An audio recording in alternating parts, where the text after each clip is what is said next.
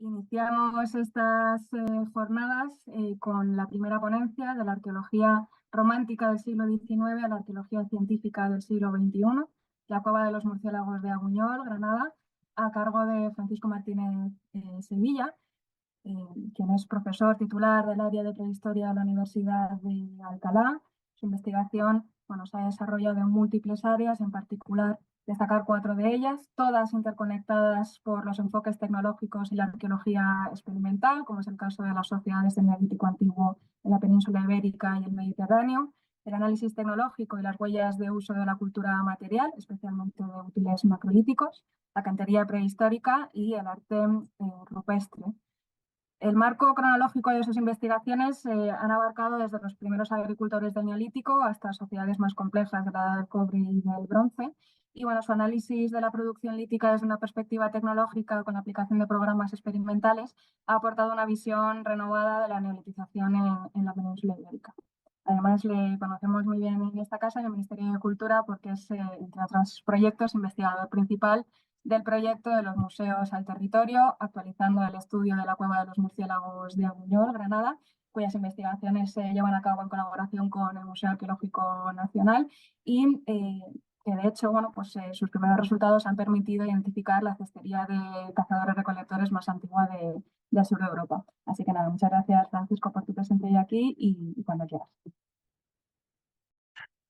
Hola, muy buenos días a todos y dar las gracias a los organizadores por permitirme presentar los resultados de nuestro proyecto en este seminario. Voy a empezar a compartir la pantalla.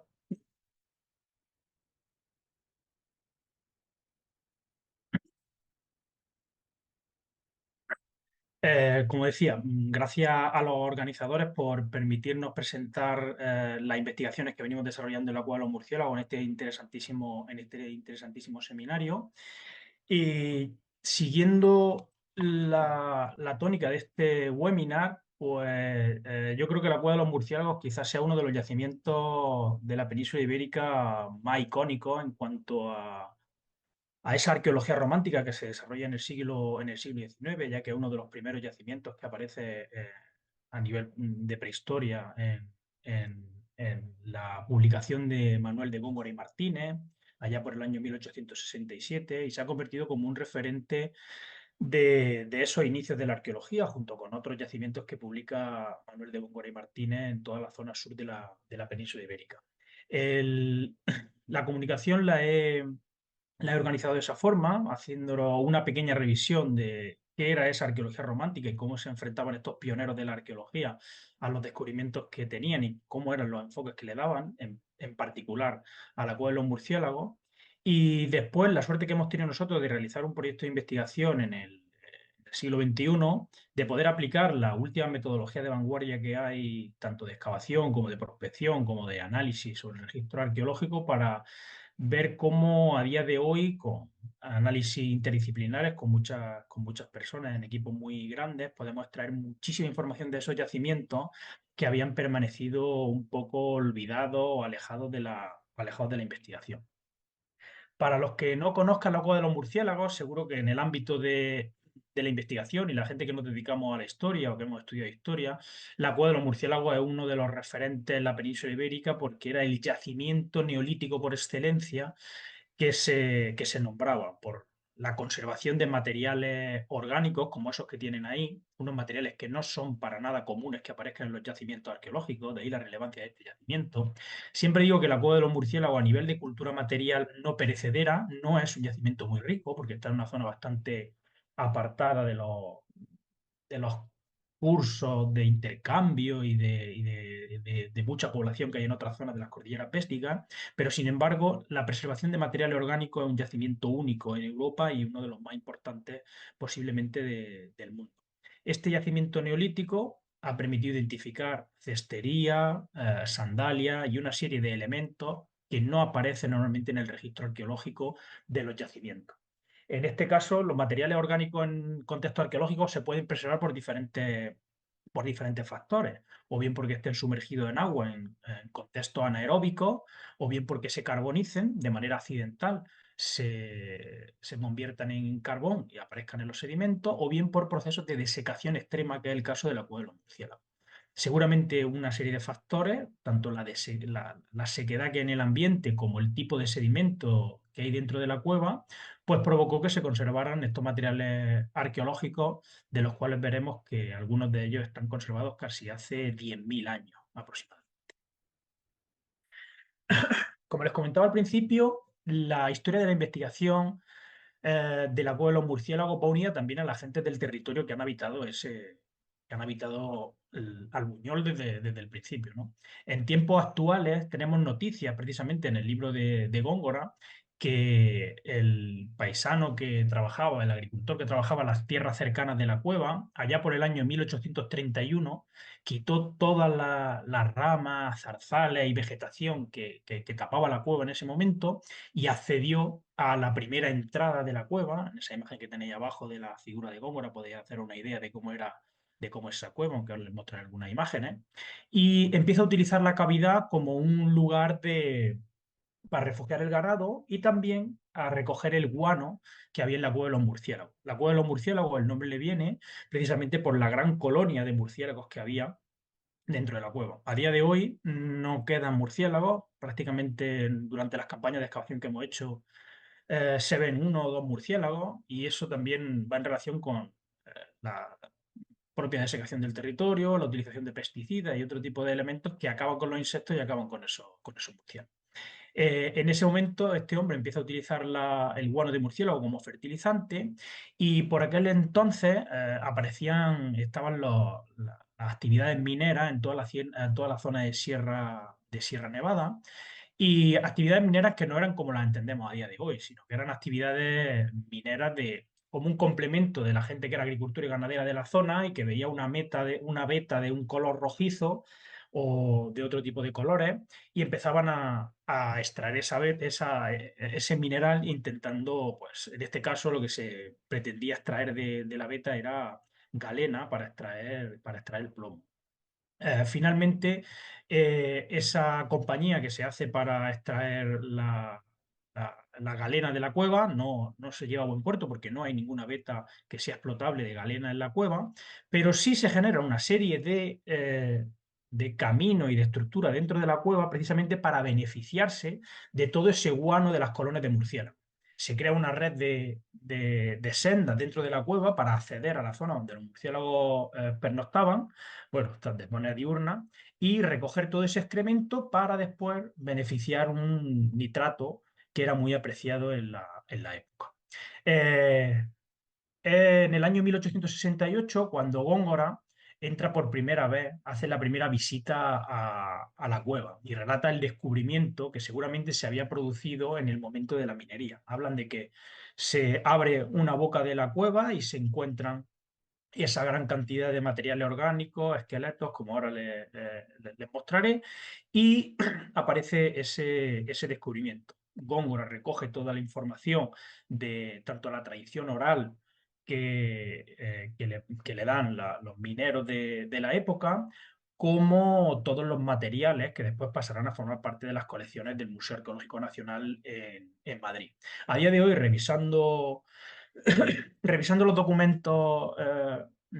históricos, el colega Blas Ramos ha sido capaz de identificar que las noticias que había de la cueva eran posiblemente sobre 1840, y ya se tenían noticias de que habían aparecido restos arqueológicos. Con lo cual, cuando Góngora llega a la cueva, hacía prácticamente 20 años que se habían producido los primeros descubrimientos de esos materiales arqueológicos. Con lo cual, hay que tomar con mucha cautela todas las narraciones que hace Góngora. Además, todas esas narraciones de estos primeros pioneros de la arqueología, hechas desde un punto de vista muy narrativo, muy novelesco, ¿no? Pero sí de algunas pistas interesantes que después les mostraré.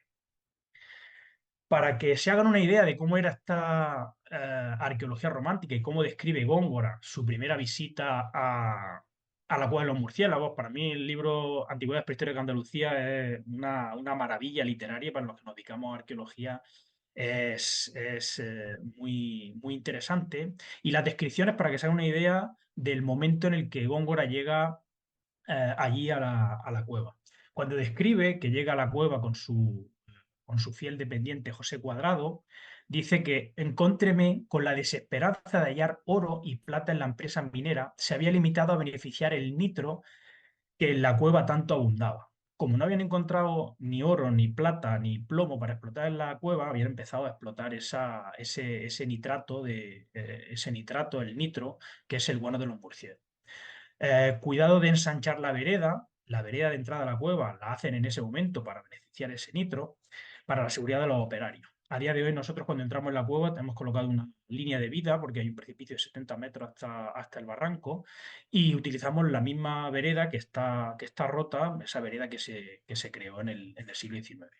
Tenían colocados los pilones donde se elaboró esta sal en el filete del mismo precipicio.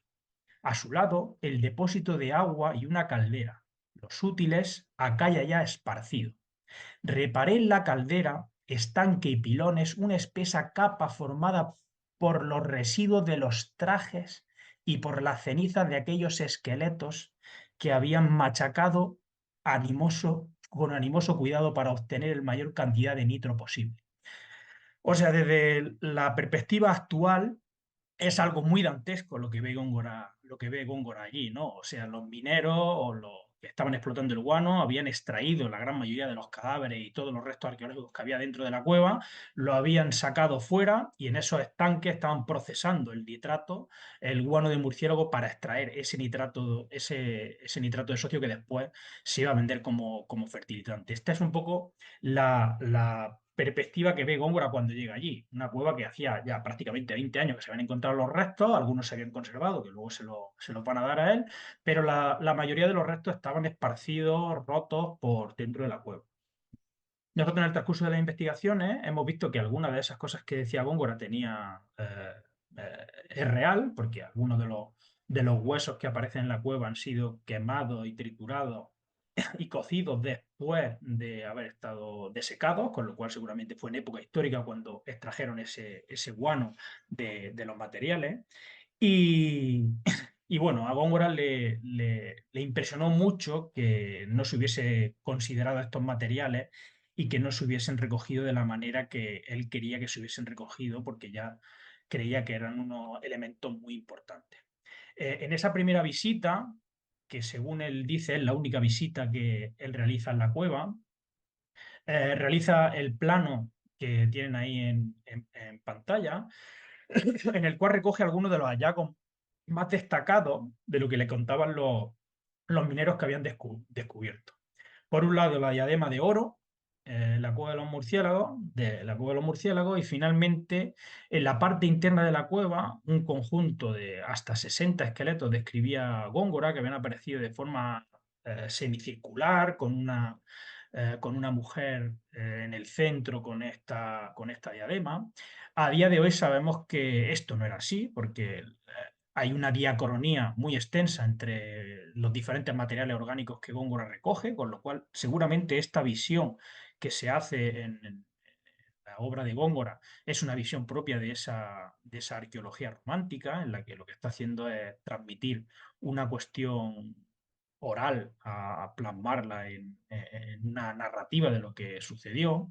Y la diadema de oro, que a día de hoy se conserva en el Museo Arqueológico de Granada,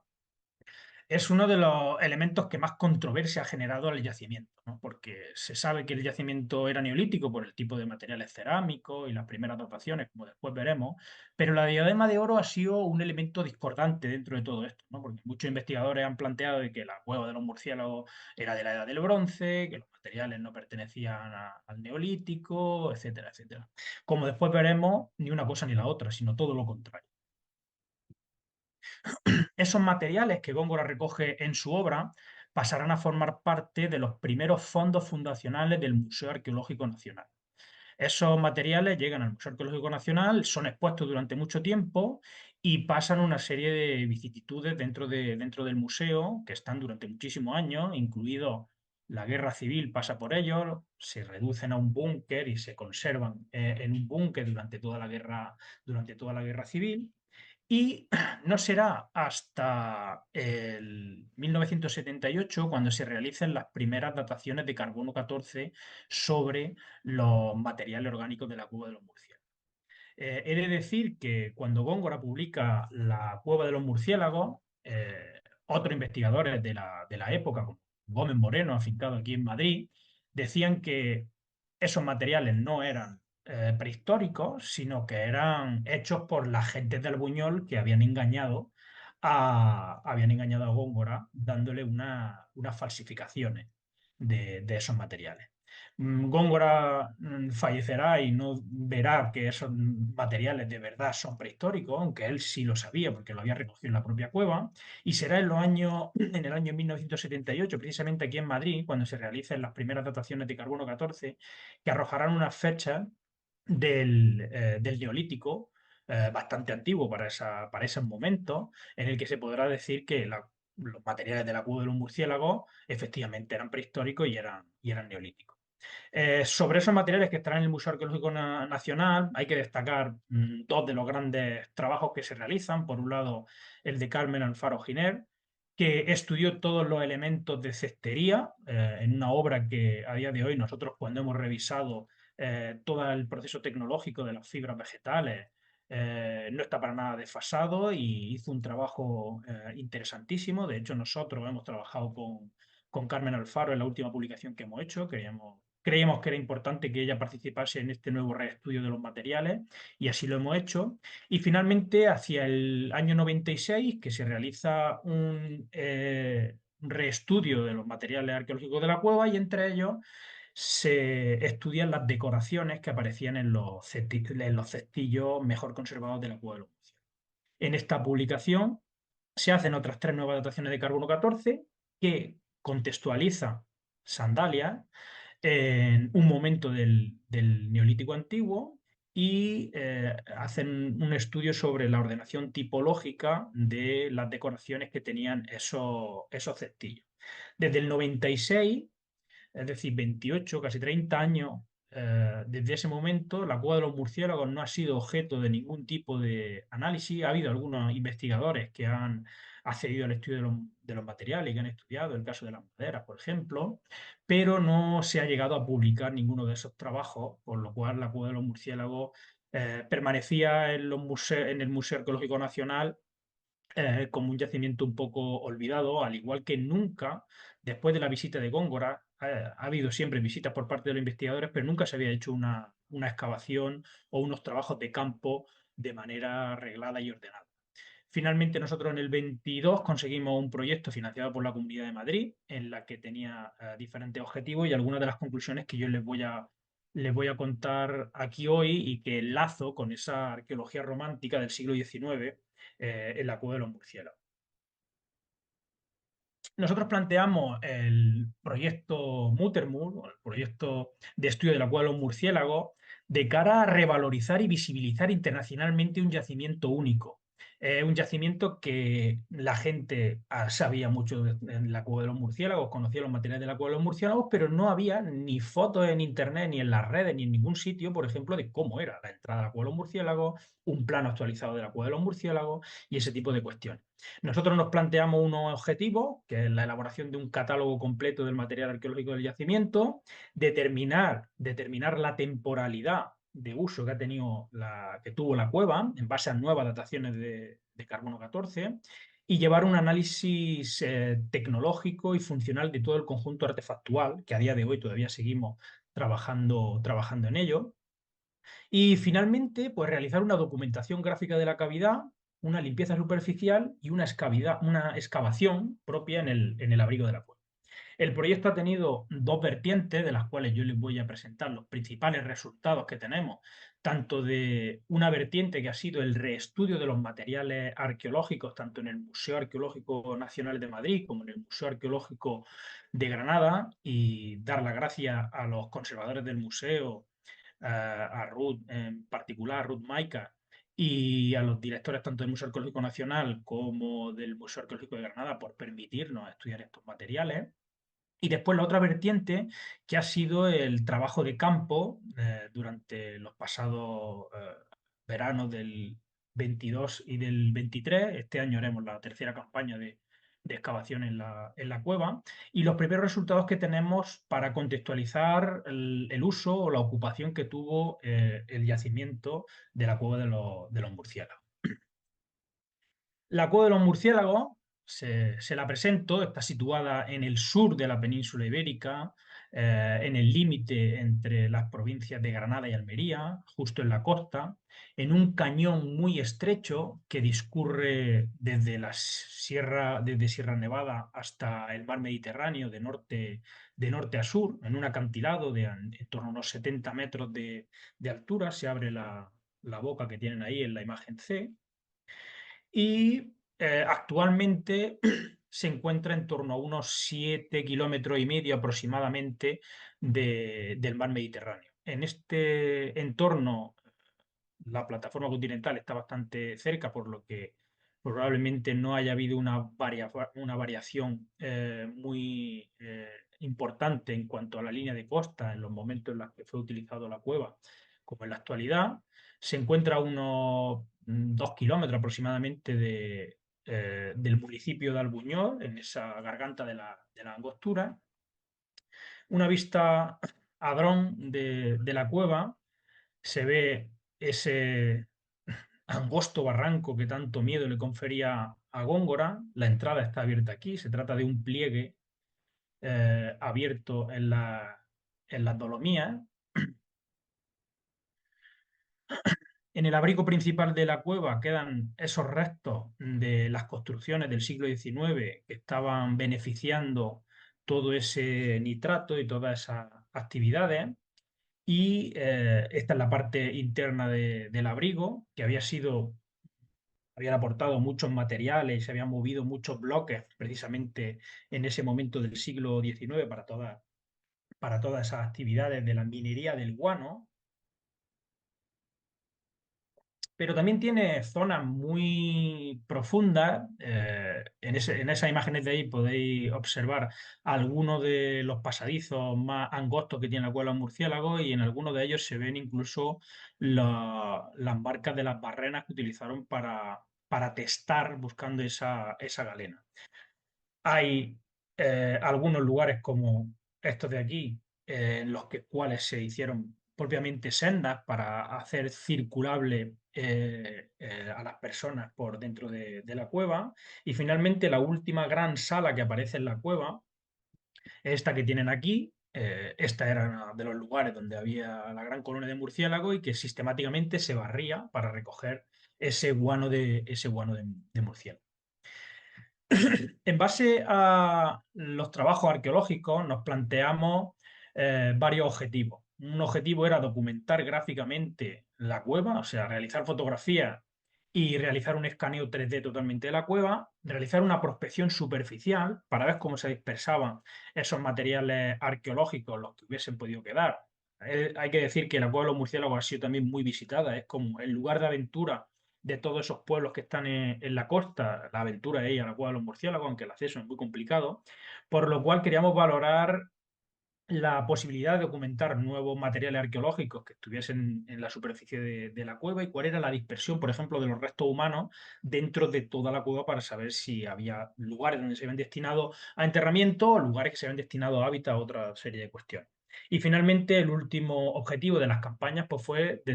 realizar un sondeo en la parte central del abrigo para determinar si la cueva había tenido un uso de habitación durante algún momento concreto. Lo primero que hicimos fue realizar un 3D con un escáner portátil de toda la cueva, y a día de hoy en la página web del proyecto tienen accesible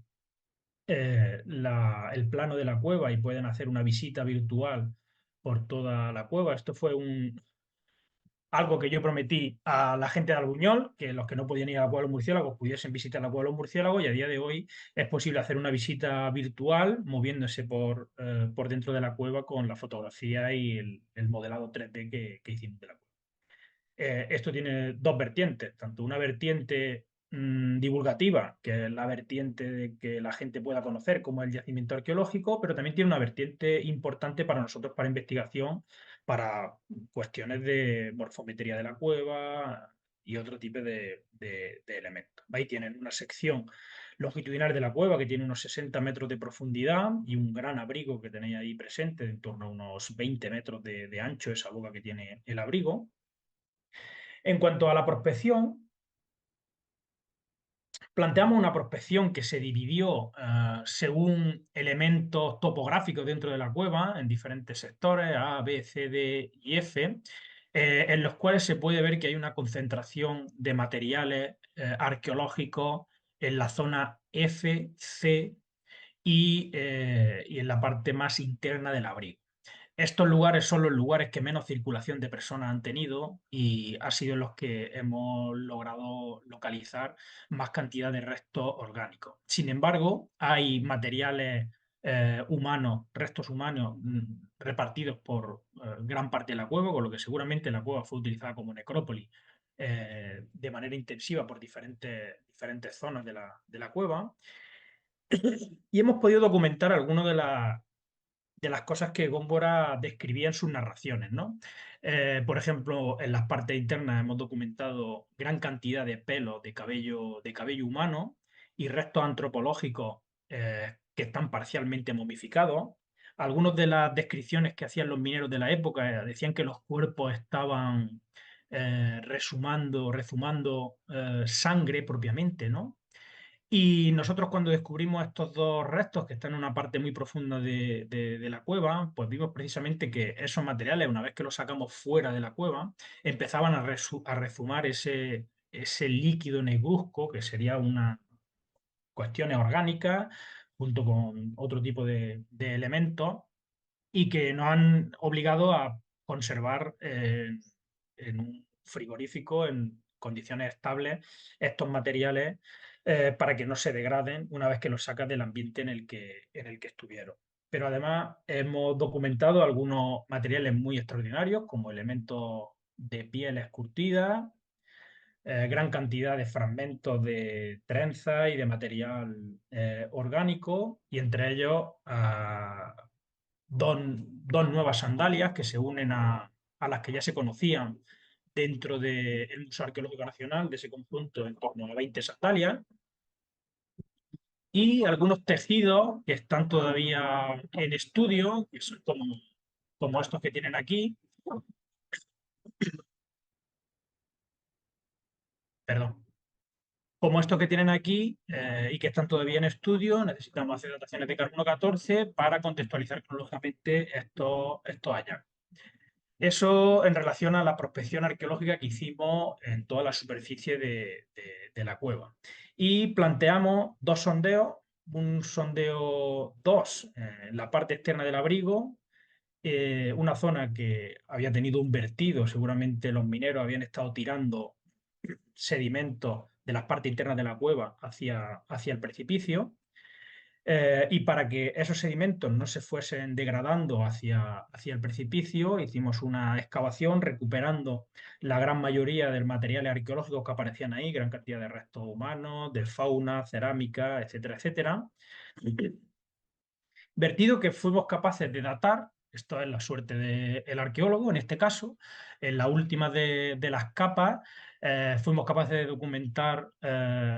una moneda que se fecha, unos maravedís que se fecha precisamente en los momentos en los que la cueva se estaba explotando, con una fecha en torno al 1817, pero que estaba todavía en curso legal en los momentos en los que el guano de la cueva se estuvo explotando. Por lo que fue un vertido que se hizo en esos momentos y que trajo sedimento de dentro de la cueva hacia la parte externa de la cueva. Y finalmente, la excavación que realizamos en la parte central del abrigo, planteamos un sondeo en la parte central y más llana, más favorable para tener una habitación dentro de la cueva. Y simplemente retirando la primera capa superficial de sedimentos que eran removidos de manera de época actual, nos apareció una estructura de un muro asociado a un pavimento de cal del siglo XIX seguramente, y esto es lo que Góngora hablaba, de que en el filete de la cueva, o sea, en el precipicio de la cueva, había una caldera que tenían ardiendo con agua para extraer esos materiales. Una vez que quitamos este suelo de circulación del siglo XIX, nos apareció una estructura de combustión, una estructura sedimentaria que hemos podido datar por la gran cantidad de semillas de cebada que tiene, en torno al 5048 antes del presente, lo que sería unos 3800 años antes de Cristo. Y finalmente, una vez que retiramos esa unidad estratigráfica, pues nos apareció una serie de estructuras de combustión que se sucedían a lo largo de una secuencia de 2 metros, estructuras de combustión relacionadas con una ocupación posiblemente del Paleolítico Superior, posiblemente no, del Paleolítico Superior, que ya veíamos en la excavación por la serie de materiales que aparecían en el contexto, y finalmente, pues tuvimos un sondeo con el muro que tenemos del siglo XIX, todos esos cuadros que excavamos ahí, esos 3 cuadros que eran Paleolítico Superior, y finalmente una intrusión de una fosa de época del Neolítico reciente. No tuvimos la suerte de tener una secuencia completa, o sea, no hay neolítico antiguo ni hay otras de las cuestiones, cronologías con las que se relacionan los enterramientos dentro de la cueva. Y finalmente hemos conseguido obtener una secuencia de uso del abrigo de la cueva de los murciélagos con un suelo del siglo XIX,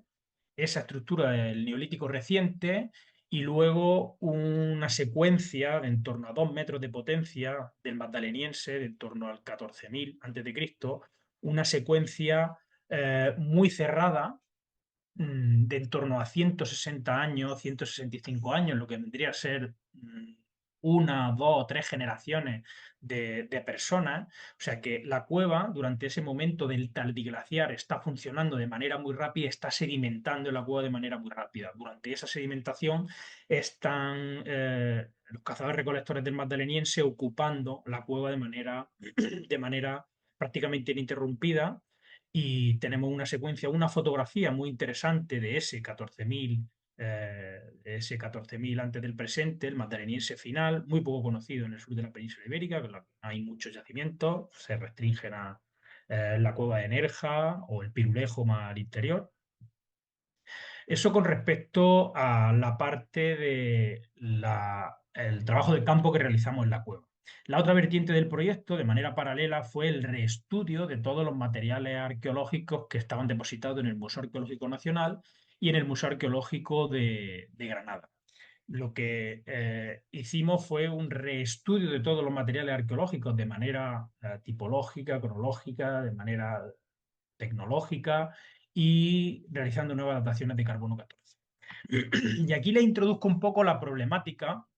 sobre la cronología que conocíamos de la cueva de los murciélagos. Hasta el proyecto de la cueva de los murciélagos que hemos coordinado nosotros,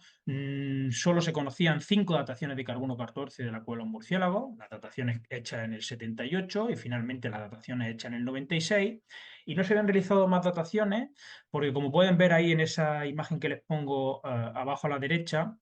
lo que aparece en línea discontinua son lo que fue necesario cortar en el 96 para realizar las dataciones de carbono 14. Había que destruir mucha cantidad de objetos para tener una cronología de ese yacimiento. Con lo cual, no se dataron los cestillos y no se adaptaron algunas de las cuestiones que había en la cueva. Aquí enlazo con lo que se hablaba en la presentación de- del seminario, y es la parte de conservar, aunque nosotros creamos que a día de hoy lo que hacemos es lo más puntero y lo que mejor se puede hacer, de aquí a 20 años seguramente podamos hacer cosas que ahora nos parezcan ciencia ficción. De la cueva de los murciélagos se conocían estas dataciones que les pongo aquí, que estaban en torno a un neolítico antiguo, no muy antiguo para la zona, y un neolítico medio. Y una datación que siempre se ha considerado en todas las publicaciones como un outlier, una datación que no sabemos sobre qué elemento de madera se realizó, pero que daba unas fechas de en torno al 6500 antes de Cristo, ¿no? Como les comenté, tuvimos la suerte de realizar nuevas dataciones de carbono 14 que publicamos en un primer artículo de todo el proyecto, es el único artículo que hemos publicado de todo el proyecto, y en el que nos permitió identificar la cestería más antigua del sur de Europa, y también las sandalias o los zapatos más antiguos del sur de Europa. Como les comentaba, lo que hicimos fue hacer una clasificación tipológica y tecnológica de todos los materiales que había en la cueva y realizamos, ahí tienen algunos de los ejemplos de los materiales que datamos para este trabajo, incluyendo las dataciones que se conocían desde los años 90, y tiene algunos de los ejemplos de esos materiales. También un estudio de las materias primas, tanto de la madera como del esparto. Lo que están viendo ahí son diferentes maderas de olea europea y de esparto, que son las imágenes de la parte de abajo, y que nos permitió documentar una secuencia de los materiales orgánicos que aparecen en la cueva del Mesolítico, el Mesolítico en torno al 7500 a.C., y luego una fase del Neolítico antiguo y medio con el que se relacionaban esos elementos. De lo más destacado de este trabajo fue la documentación de que el conjunto de cestillos que se había asumido siempre que era de época neolítica, pues finalmente no era neolítica, sino que eran cestillos de cazadores-recolectores y de época mesolítica.